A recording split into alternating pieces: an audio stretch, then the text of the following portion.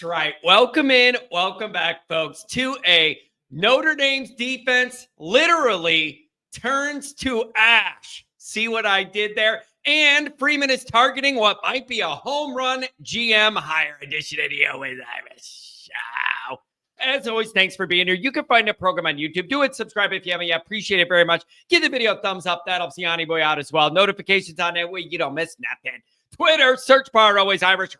Always Irishing. Emails alwaysirishnd@gmail.com. I'm getting caught up. Audio only. Anywhere you want them, you can get it. If you don't want to see my face, nobody blames you. Go to audio only.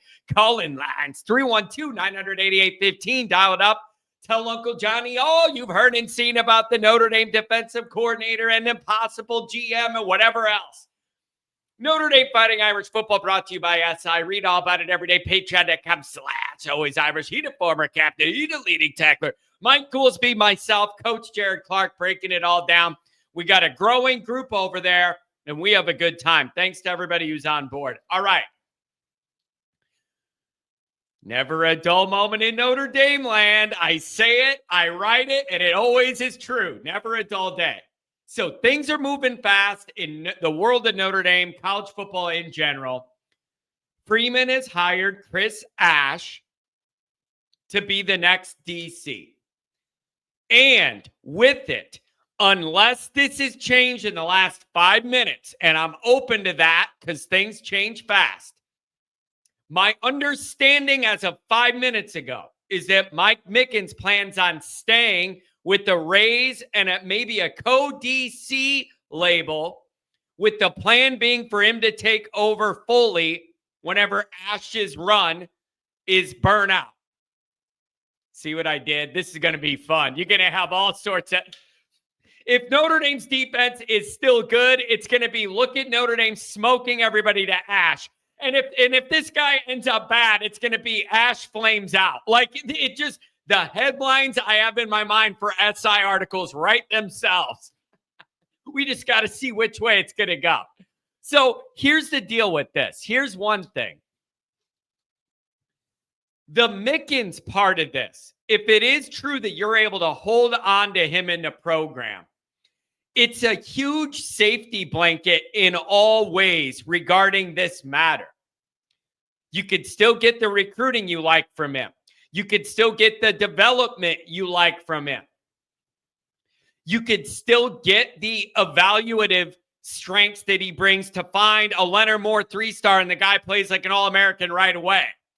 Like, you'll be able to keep all that at Notre Dame in your secondary, and this time he really should be the DC in waiting. You have that guy in-house. Things go bad with Ash, you move him right in. You don't have to do a big search. He moves offices or whatever. So if you're a Notre Dame fan anxious about Ash, it should give you some comfort if it's true that Mickens is sticking around. That's a big safety blanket in all ways. Here's the deal with Ash's hire. It's a sign of the modern times, whatever, the way we are. It's got to be all or nothing, black or white. Nobody can live in the middle and function. There's nothing wrong with you as a Notre Dame fan saying, hey, I have heard and read a lot of good and a lot of bad about this guy. I don't know what to think, so I'm going to wait and see how it goes, and I'll form an opinion when I see how it goes. Why do we need a final ruling? The 1 minute this guy's hired, everybody's already got their mind made up. Good, horrible, or good, or whatever. Like, I just don't think it has to be that concrete before the guy's done anything in Notre Dame. Now, would everybody feel a little better if it was Jim Knowles or something, like a bona fide guy that everybody can agree is top-notch and what? Like, sure. But there's nothing wrong with saying, I don't know what to believe. I see a lot of conflicting opinions on this guy. I'm going to wait and see. Trust Marcus Freeman's judgment on what he wants and is looking for and whatever. There's nothing wrong with just like, I don't have a strong opinion right now. Let's see how it goes. There's nothing wrong with that. Many very respected college football coaches and national reporters think very well of this guy. And it seems like there's more media people in the Notre Dame space specifically that have doubts about this guy. So I don't know. I'm not going to act like I know the answer. Wait and see, I guess. Trust markets, I guess. And it's just weird to me, man. Like, I have a hard time believing everybody tweeting bad stuff about this guy in Notre Dame land even knew this guy was a week ago. So I don't know if people are just like, they find a national or a local guy that they like get their Notre Dame stuff from, and then that guy says this guy's bad, and then that's just your default opinion, or what? I'm telling you, I've seen a lot of both from a lot of highly thought of college football media and coaches, and I don't know what to think. I don't know what to think. I don't know. So I guess we're going to wait and see. I don't know. So I just think there's nothing wrong with you saying, I don't know, man. I've read good things. I've read bad things. I guess we'll just wait and see which it is. You don't have to have your mind made up right now. So I don't know. Now, let's move on to this GM thing. While there are mixed reviews on Ash for justifiable reasons on the plus side and the downside, I can see both. On that guy's resume, I see some really good high points and some red flags too. So I don't know what to think. While there are mixed reviews on Ash, the guy that it's being reported Freeman is trying to hire for GM may be an absolute home run. Texas Tech GM James Blanchard is the guy that's out on Twitter, and everybody, all the sources are saying that's who Freeman's identifying. I'm telling you this. Every single person in the know in this business, this part of college football, has nothing but glowing reviews of this guy's work. And everyone I've seen or read or looked on YouTube about this guy says he is one of the very best modern college GMs in the country. When it comes to the modern way to build a program out, build an infrastructure out, build a recruiting operation out, support the program, all of that. He's been a recruiting director. I have not seen one negative thing written or said about Blanchard by anybody.